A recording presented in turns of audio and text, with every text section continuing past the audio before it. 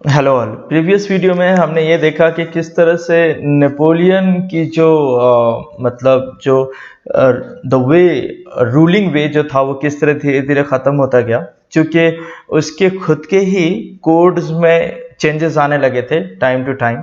और किस तरह फिर हार्बिंगर्स ऑफ लिबर्टी एंड देन फिर वो सारा सिचुएशन एक हॉस्टाइल सिचुएशन हो रहा था। आज यहाँ पर हम इस वीडियो में इस लेक्चर में हम ये बात करने वाले हैं making of nationalism in Europe.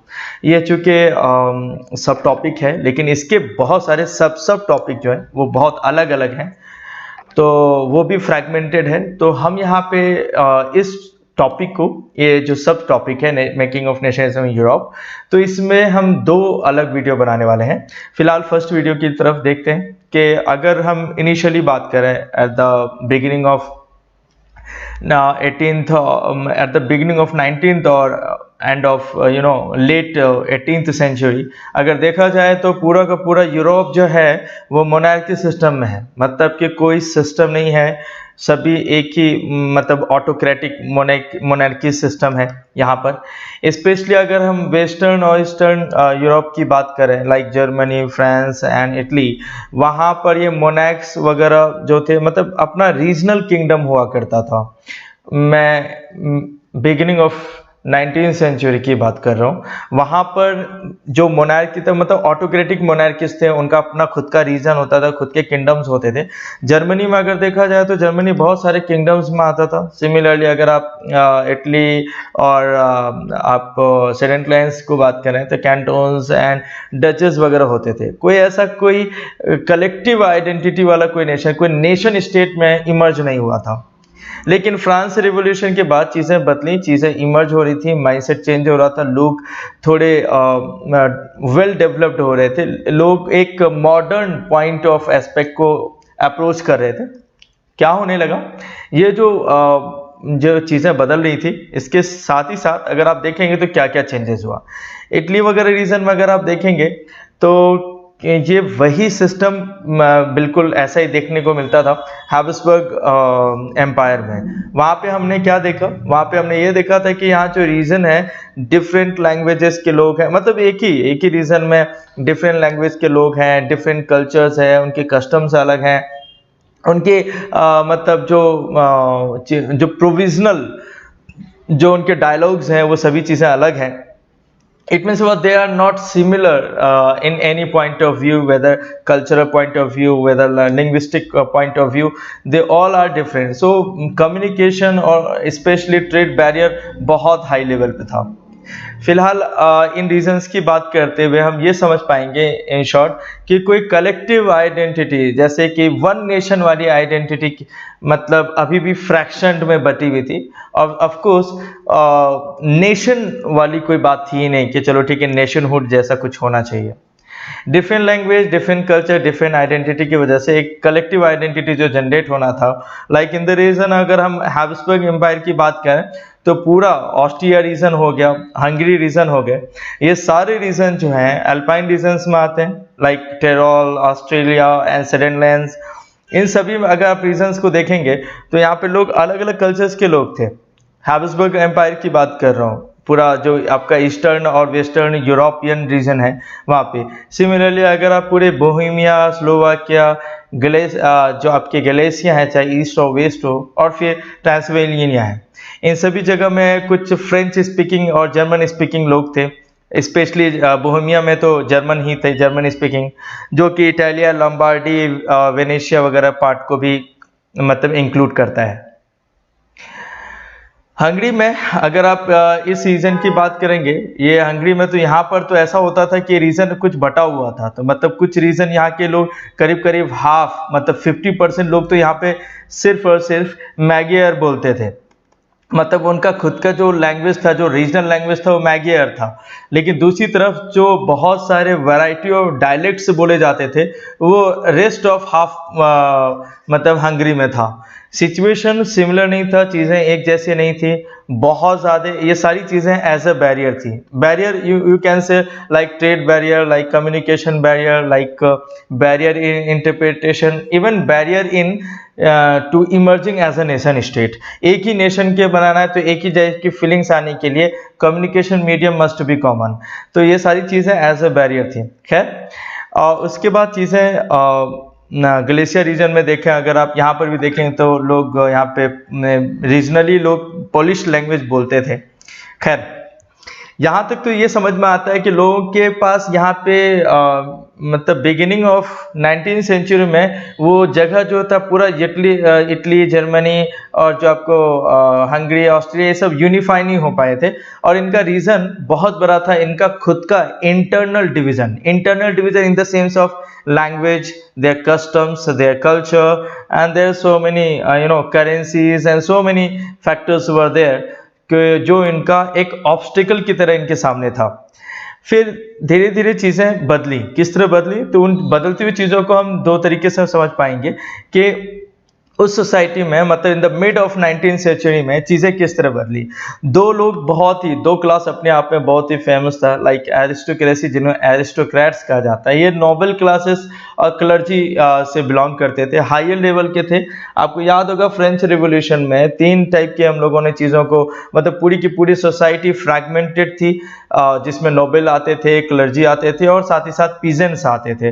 तो ये जो अपर जो दो हैं इनका नंबर्स बहुत कम होता था, they were in few in number, but इनके पास जो पावर था, जो इनके पास जो इनको बर्थ प्रिविलेजेस मिले हुए थे, that keeps very different a very broad border between the two communities like peasants and middle classes.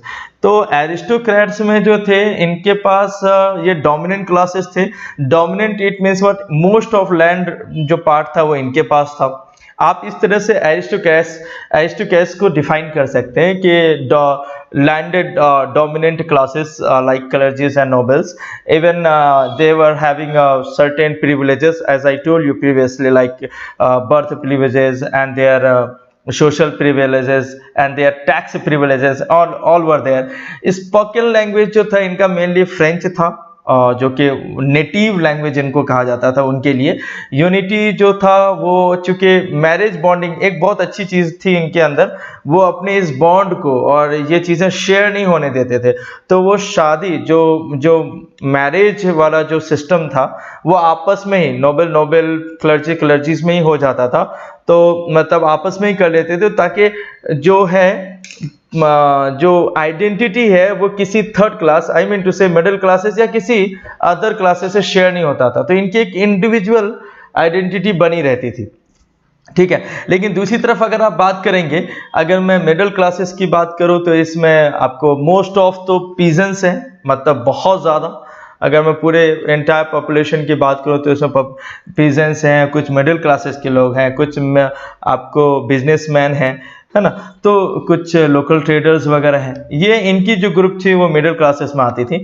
इनके पास industrialist, businessman, professionals, I told you there, ये इनका एक जो क्लास था वो यूजुअली वर्किंग क्लास था, works in industry, in business, in professionals, and they are not having birth privileges and all kinds of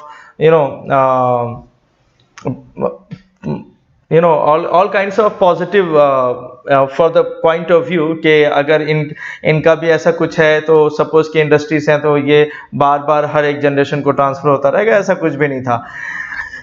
But somehow they started to educate themselves. Why? Because as I told you and all of you are knowing that education is the only medium to differentiate between the things right and wrong.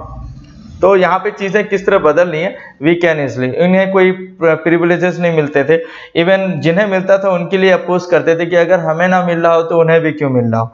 तो इस type के लोग जब चूंकि comparatively देखा जाए तो ये कम्युनिटी बहुत ज़्यादा थी, है ना, greater than that of as compare to the number of aristocrats. New middle classes में जो लोग थे, पीजेंट्स वगैरह, जो मिडिल क्लासेस के लोग थे, ये बहुत ज़्यादा थे। तो फाइनली यहाँ तक चीज़ें तो होप्स हो कि आपको बहुत अच्छे से क्लियर हो गया। अब आगे समझते हैं कि एरिस्टोक्रेट्स में लैंड डिस्ट्रीब्यूशन क्या ये खुद से करते थे, ऐसा कुछ नहीं है। लैंड की अगर हम बात करें एरिस्टोक्रेसी में तो इनके लैंड एक्चुअल में होते तो बहुत बल्क पार्ट जो था इनका लैंड का हिस्सा इनके ही अंडर में था, लेकिन ये खुद से ही उसे कल्टीवेट नहीं करते थे। फ्यू पार्ट इसका कुछ टेनेंट्स भी लेते थे, टेनेंट्स भी क्या करते थे जो टेनेंट्स वगैरह होते हैं, और कुछ कुछ स्मॉल ओनर्स भी यूज करते थे। अब जो लोग करते थे मतलब वो अपने एग्रीकल्चर का कुछ पार्ट शेयर करते थे। जिन्हें सपोज कि मैंने ही ले लिया है लैंड और फिर मैं कुछ करूंगा और इसका कुछ पार्ट आपको दे दिया करूंगा, मतलब कुछ पार्ट मैं रखकर बाकी के हिस्से आपको दे दिया करूंगा। तो इस तरह इनके पास बहुत ज्यादा लैंड होता था और खुद वो नंबर्स में बहुत कम थे। तो इनके लैंड्स पे काम करने कौन थे? ऑफ कोर्स पीजेंट्स थे जो कि बहुत ज्यादा नंबर में थे। उनके पास मोस्ट ऑफ लैंडलेस थे या किसी के पास बहुत फ्यू लैंड्स होता था, मतलब। तो ये मतलब लाइफ को कंप्लीट मतलब life cycle day to day complete होने के लिए ये इनके ही लैंड पे एज अ टेनेंट वर्क करते थे। खैर यहाँ पर तो समझ में आता है, लेकिन अगर हम दूसरी तरफ अगर सिमिलर सिचुएशन देखें न्यू मिडिल क्लासेस में, तो न्यू मिडिल क्लासेस में क्या बदल रहा था? न्यू मिडिल क्लासेस में अगर आप देखेंगे सेंट्रल यूरोप और जो वेस्टर्न यूरोप है ये धीरे धीरे इंडस्ट्रियल रीजन हो रहा था, ये थोड़ा ग्रो कर रहा था। ग्रो करने के साथ साथ यहाँ के लोगों में एक नेटिव सिटीजन लाइक नेशन वाली फीलिंग आई थी। लोग यहाँ पे इमर्ज कर रहे थे, एक एक स्टैंडर्ड्स डेवलप हो रहा था। ये अपने इसी स्टैंडर्ड्स को लेकर डिमांड करने लगे चीज़ों को बदलने के लिए। उसके बाद एक लिबरल आइडेंटिटी आने लगी। Liberal, you can say this word is actually bought from liber which is mean to free, of course free, और free here in the sense of freedom. अब इस क्लास के लिए, मैं मिडिल क्लासेस की बात कर रहा हूँ, इस क्लासेस के लिए फ्रीडम का मतलब क्या था? फ्रीडम मतलब था freedom for individual, government must be chosen by consent of by the people only, by the citizen only। और कॉन्स्टिट्यूशन जो था दैट एक कॉन्स्टिट्यूशन ऐसा ड्राफ्ट होना चाहिए जो कि गवर्नमेंट को रन करे। गवर्नमेंट ऐसा ना हो कि अपने मन से ही कुछ भी फैसले लेता रहे, चाहे वो उसके हक में फेवर में हो या ना हो।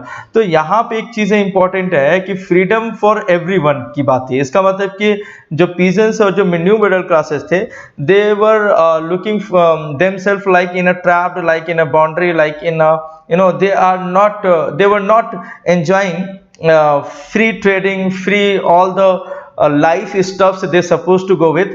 फाइनली ये सारी चीजें, तो फ्रीडम यहाँ पे एक लिबरलिज्म एक माइंडसेट आया उन चीजों को एक्सप्लेन करने के लिए। ये वर्ड जो है लैटिन वर्ड है और as I told you it means free. फिर उसके बाद यहाँ पे एक चीज़ है बहुत इंपॉर्टेंट है कि ये इक्वालिटी की बात करता है ना। ये सभी चीज़ मतलब everyone has to enjoy the equal powers, equal community, equal currencies, equal languages and everything. From हर एक पॉइंट ऑफ व्यू से देखा जाए तो चीज़ें सेम होनी चाहिए। इनका ये मानना था कि नोबेल से ही मतलब क्यों नोबेल के हाथ में पावर क्यों कॉन्सेंट्रेट है, कॉन्सेंट्रेटेड पावर क्यों है? पावर मस्ट बी डिस्ट्रीब्यूट होना चाहिए।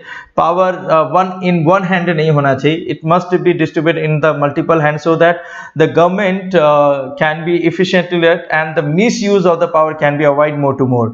एक तो ये सोचते थे, इनका ये एक प्रिंसिपल था। अगर मैं थर्ड प्रिंसिपल की बात कहूँ तो इनका ये था कि क्या पता कल हो की चीजें बदलने लगी। मैं ऐसा क्यों बोल रहा हूँ? मैंने प्रीवियस वीडियो में आपको बताया कि नेपोलियन का भी कुछ ऐसा ही था। शुरू में वो भी नहीं बोलते थे कि power must not be concentrated at one hand, लेकिन चीजें जैसे बदली तो वो थोड़े चेंजेस होते गए। नेपोलियन कोड फिर कोड नहीं रहा, फिर चीजें बदलने लगी। जो लोग नेपोलियन की आर्मी का स्वागत कर रहे थे वो बाद में फिर उन्हें मतलब हेट करने लगे और सिचुएशन, तो चीजें इनको लगा कि नहीं चीजें बदलती हैं। जब एक वन हैंड में पावर आ जाता है तो स्लोली चीजें बदलती हैं, ग्रेजुअली चीजें बदलती हैं।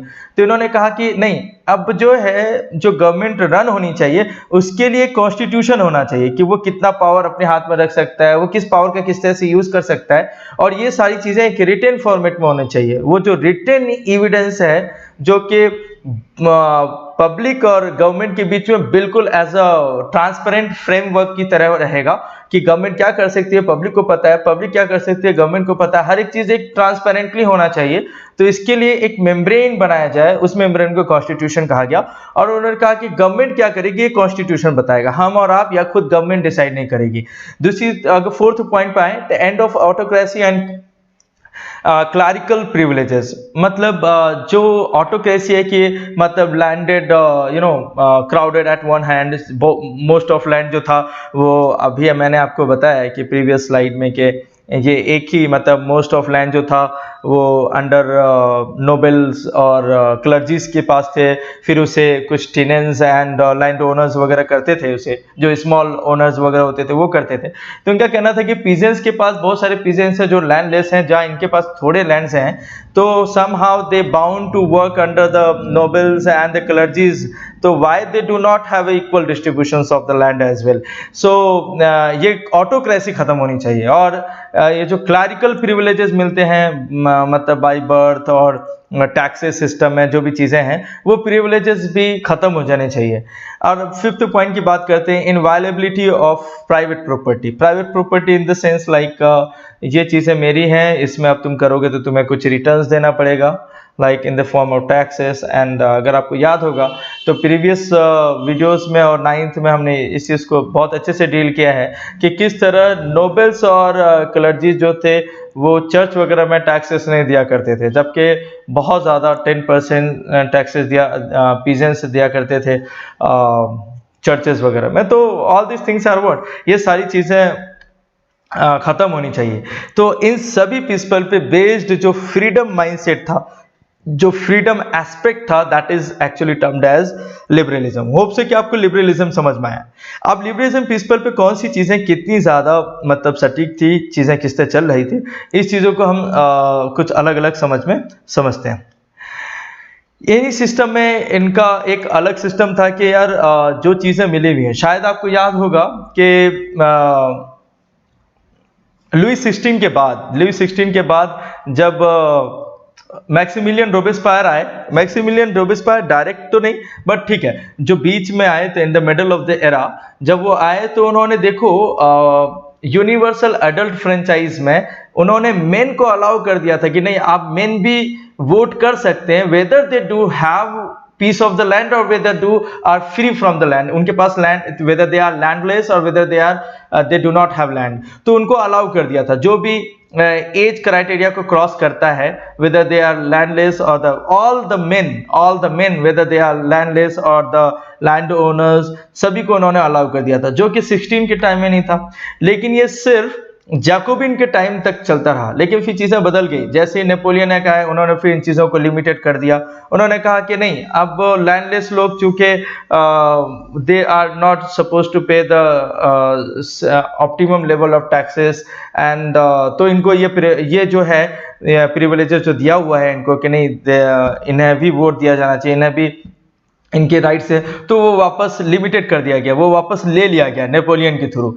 इतना ही नहीं, शायद याद होगा कि जो फीमेल जो थी, फीमेल तो उनको अभी भी नहीं मिला हुआ था, और फीमेल को भी अभी भी नेपोलियन ने माइनर कैटेगरीज में रखा हुआ था कि even they keep to stand around the assembly to watch out the decisions, but they can not interfere, they can not, they were not been asking for kind of suggestions they supposed to give, मतलब उनसे ना suggestion लिया जाता था, ना ही उनसे only for like idol के एक मूर्ति बना के, महिलाओं की मूर्ति बना के रख दिया गया असेंबली के चारों तरफ, बट उनसे कोई सजेशन लिया नहीं जाता था, और वो भी बहुत पार्ट में होते थे, और ना ही उनसे कोई ना ही उनके पास वोटिंग पावर था कि नहीं ठीक है वो अपने राइट्स का यूज कर सकते हैं। मिला ही नहीं था तो फिर क्या करते। तो ये प्रिंसिपल जो था नेपोलियन से भी ऊपर था, ये चीजें वो इस तरह से था कि equality before the law does not stand for universal suffrage. जो भी चीजें थी वो चीजें बदलनी चाहिए, क्योंकि सभी के लिए इक्वल नहीं था। इक्वलिटी बिफोर लॉ आ तो गया था, लेकिन ये सभी के लिए प्रैक्टिकली इक्वल नहीं था। इतना ही नहीं, फ्रीडम ऑफ मार्केट्स होना चाहिए। इस लिबरल नेशनलिज्म के बाद सबसे ज्यादा अगर कोई एक्सपेक्टेशन था तो वो सिर्फ ट्रेडर्स को ज्यादा था, मैं ऐसा कहूंगा। इसलिए क्यों? क्योंकि ये चाह रहे थे कि एक यूनिफॉर्म मेजरमेंट सिस्टम आना चाहिए, एक ही करेंसी होना चाहिए, ये जो टैक्स बैरियर है ये सारी चीजें हट जानी चाहिए। तो फ्रीडम ऑफ मार्केट जो ट्रेडर्स थे, they were intentionally looking to kind of change which help them to run their business, run their entire economy of the trading market. So वो सभी चीज़ों को रन करना चाहते थे और efficiently और fluently रन करना चाहते थे, तो इस वजह से उनके expectations थे। तो वो ये भी कह रहे थे कि इसका मतलब क्या है, अभी मैंने आपको कहा कि मिडिल क्लासेस का ग्रुप है, तो मिडिल क्लासेस सब कुछ बिजनेसमैन वगैरह थे, प्रोफेशनल थे, तो इनका एक्सपेक्टेशन वन नेशन का था, नेशन स्टेट का था, सारी चीजें थी, लेकिन पैरेलली इनके खुद के सेल्फ एक्सपेक्टेशन भी थे कि फ्रीडम होनी चाहिए, मतलब जो जो ट्रेडिंग बैरियर्स हैं it must be remove. Meanwhile differences in weight and measurement and currency, आपको याद होगा, मैं अभी आपको आगे बताने वाला हूं कि किस तरह पूरी जर्मनी जो थी बटी हुई थी अलग अलग कॉलोनीज में, 29 में, फिर हर जगह उनको हर स्टेट में टैक्सेस दिया जाता था। तो ये चाहते थे कि ये सारी चीजें ना हो, एक uniform weight and measurement system आना चाहिए। करेंसी भी ये 30 टाइप के नहीं होने चाहिए, करेंसी भी कॉन्सेंट्रेट, 29 टाइप की करेंसी चलती थी, उसको कॉन्सेंट्रेट करके बहुत कम कर दिया गया था, लेकिन ये इस आइडियोलॉजी पे बेस्ड था। Demand for unified economic territory, यहाँ पे यूनिफाइड बात तक तो समझ में आती है कि चलो ठीक है यूनिफाइड नेशन बनाओ, लेकिन यूनिफाइड इकोनॉमिक टेरिटरी का मतलब ये हो गया कि चीजें जो है ट्रेडिंग पॉइंट ऑफ व्यू से, ट्रेडिंग एस्पेक्ट से सिमिलर होनी चाहिए, एक जैसी होनी चाहिए। ऐसा नहीं कि अगर मैं आपको एक जनरल एग्जांपल देता हूँ, जरा याद करो कि एक वर्ड है आपके हिस्ट्री बुक में एरी, so what does it mean. अभी हम ये कहते हैं कि चलो ठीक है 1 किलोमीटर, वो बहुत अच्छे से पता है कि इट इज अबाउट लेंथ, है ना, लेंथ का एक यूनिट है, तो चलो ठीक है, आज दुनिया 1 किलोमीटर समझती है कि okay it is unit of the length, लेकिन अगर हम मीटर बोले तो ठीक है ऐसा ही यूनिट है लेंथ का। सिमिलरली अगर आप उस टाइम पे जबकि सिस्टम यूनिफॉर्म नहीं था, चीजें अलग अलग तरीके से मेजर हो रही थी, तो वो चाह रहे थे कि इकोनॉमिक यूनिफिकेशन के मतलब उनका ये था कि चीजें एक ही टाइप से मेजर होनी चाहिए हर जगह से। Just have an example, Frankfurt में अगर कोई कपड़े गए हैं तो it was considered to be 54.7 centimetre, but the same dress with the same length is considered in the men's that is 55.1 and probably 65.6 centimeter at another like vessels and जो आपके other regions में होते थे। खैर ये इसका मतलब कि सिस्टम सेम नहीं था, एक ही क्लॉथ के अलग अलग मेजरमेंट, तो of course kind of trade barrier है ये सभी चीजें। इतना ही नहीं, अलग अलग करेंसीज होते थे, लोगों को ट्रैवल करने में प्रॉब्लम होता था, ये सारी चीजें। हम इन चीज़ों को थोड़ा प्रेजेंटेशन पॉइंट ऑफ व्यू से एक्सप्लेन करते हैं कि लिबरल नेशनलिज्म किन किन बातों पे एक्सप्लेन करता है। जैसा कि हमने आपको बताया कि यहाँ पे दो लोगों को तो अलाउ था कि now they are allowed to vote and they can elect their representatives as per their own want, like Jacobins adult males ने अलाउ कर दिया था, मैंने आपको बताया था। उसके बाद प्रॉपर्टी ओनर, लेकिन जब मैंने आपको बताया कि उसके बाद जब नेपोलियन से आए, जब नेपोलियंस रीजन्स आए, तो peasants were opposed, peasants were blocked to put their votes as well women's and property less men as well.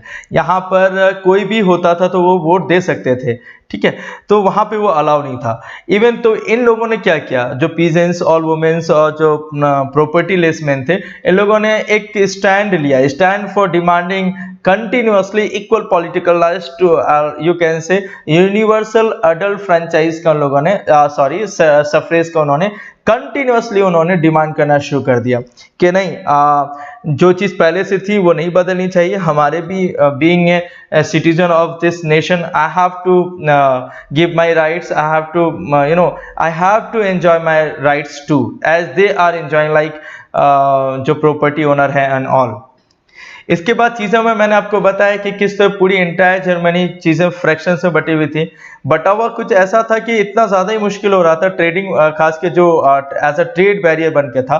अगर कोई ये बोले कि मतलब इकोनॉमिक एक्सचेंज के लिए अगर कोई वहाँ से यहाँ तक, सपोज कि अगर मैं हैम्बर्ग की बात करूँ, हैम्बर्ग से कोई अगर न्यूरेमबर्ग आ रहा है तो करीब 13 अलग अलग छोटे छोटे स्टेट्स को क्रॉस करता हुआ आएगा, लाइक बर्लिन, है ना, ड्रेसडेन, इसी तरह बहुत सारे, और फ्रैंकफर्ट होते हुए फिर वो न्यूरेमबर्ग एंड देन म्यूनिक, इन सभी जगह से आने में उनको अलग अलग तो करीब करीब 11 कस्टम्स ड्यूटीज दिए जाते थे, तो मतलब कस्टम टैक्सेस दिए जाते थे। इवन इतना ही नहीं, करेंसीज भी अलग थी, तो कैलकुलेशन में बहुत इश्यू होता था, और हर एक स्टेट बाउंड्री पे 5% टैक्सेस देना होता था हर एक, है ना। तो एक तो करेंसीज डिफरेंट है, हर एक स्टेट को 11 कस्टम टैक्सेस होते थे इन 29 स्टेट्स में, तो सभी को 5% टैक्सेस भी देखना। Each region has its own system of weight and measurement. ये बहुत तकलीफ की बात है। आज भी देख लो, प्रैक्टिकली जरा सोचो कि महाराष्ट्र ही के कुछ रीजन में या फिर दिल्ली के कुछ रीजन में या फिर किसी भी स्टेट के कुछ रीजन के डिस्ट्रिक्ट्स को अलग अलग मेजरमेंट सिस्टम दे दिया जाए, तो जस्ट सोचो कि किस तरह चीज़ें हैं। सपोज कि अगर कोई फार्मर्स 1 किलोग्राम ऑफ फ्लावर्स भेजता है या 1 किलोग्राम ऑफ पोटैटो भेजता है मार्केट में, तो ऑफकोर्स वो हो सकता है कि वो किसी दूसरे डिस्ट्रिक्ट का रीज़न हो जहाँ से वो चीज़ें भेजी गई हो, और जिस मार्केट में सेल होने के लिए गया वो किसी दूसरे डिस्ट्रिक्ट का हो, और दोनों ही जगह पे मेजरमेंट सिस्टम अलग हो। तो how it is really practically unbearable to on day to day activity, on day to day calculations, कितना मुश्किल होता जाएगा। तो यहाँ पे ऐसा ही था कि ये जो अलग अलग स्टेट थे, इनके पास अलग अलग सिस्टम ऑफ यूनिट था, मेजरमेंट सिस्टम अलग था। क्लियर? जैसा कि मैंने आपको बताया कि वो कपड़े वाला आपने सुना होगा, अभी जो मैंने कहा था कि किस तरह से वो कपड़े की लेंथ थे जो अलग अलग रीजन में अलग अलग थे। अब ये all these conditions, all these conditions were obstacles to economic exchange. जो इकोनॉमिक एक्सचेंज में होता था, इसी को हम बोलते हैं ट्रेडिंग। ये जो एक्सचेंज में बहुत बड़े ऑब्स्टिकल्स होते थे। फाइनली इन 1834 में चेंजेस आए। 1834 में करेंसीज को यूनिफाई करके 29 कंट्रीज को जो करेंसीज थे उन्हें भी कॉन्सेंट्रेट करके एक बना, मतलब 2 करेंसीज में कर दिया गया। मतलब number of currencies, variety of currencies को कम कर दिया गया। दूसरी तरफ अगर आप देखेंगे, so what kind of another changes that we suppose to have here, that weight and measurement system को भी यूनिफाई कर दिया गया। वेट एंड मेजरमेंट सिस्टम भी यूनिफाई होने के बाद कस्टम ड्यूटी, जो बहुत अलग अलग जो कस्टम ड्यूटी हुआ करते थे, उन ड्यूटीज को भी हटा दिए गए। चीजें अब स्मूथली रन होने लगी। जो ड्यूटीज अलग अलग स्टेट्स में पे किया जाता था, वो सभी चीजों को मतलब एलिमिनेट कर दिया गया, हटा दिया गया। इस तरह से एक यूनिफाइड ट्रेड टेरिटरी तो बन गया। इस तरह एक यूनिफाइड ट्रेड टेरिटरी तो कंस्ट्रक्ट हो गया, और इसके लिए जो मिडिल क्लासेस थे और खासकर बिजनेसमैन और professional, they are really enjoying all their expectation that they suppose to look in forward. तो इन 1834 में कस्टम यूनियन बना, जिसे जॉल्वेरिन कहा गया। It was formed at the initiative of Prussia and joined the most of the German states. Similarly, union abolished जो union बनी थी, इन्होंने टैरिफ बैरियर्स, जो टैक्स बैरियर होते थे, and reduce the number of currencies from 30 to 2 that I have told you. इन सभी चीज़ों को रिड्यूस कर दिया गया। यहाँ से चीज़ें, यहाँ तक तो हम ये समझ पाए कि किस तरह से चीज़ें अलग है, मतलब किस तरह डाइवर्सिफिकेशन है in terms of currencies, like their duties, like weight and measurement, language, and all these things not were the part of barrier as a trade barrier only. It was part of, you can say, ये सारी चीज़ें obstacle थी unification के लिए भी। Unification not in in terms of trading only. Unification मतलब कि एक माइंडसेट का भी यूनिफाई होना चाहिए, ताकि सब इक्वली डिमांड को लेकर आ जाए, सामने आ सकते हैं। होप सो कि यहाँ तक आपको चीज़ें क्लियर समझ में आई। इनके सब्सिक्वेंट वीडियोस में हम इसके आगे की बात करेंगे, मतलब rest of half portion of this, कि किस तरह से चीज़ें इमर्ज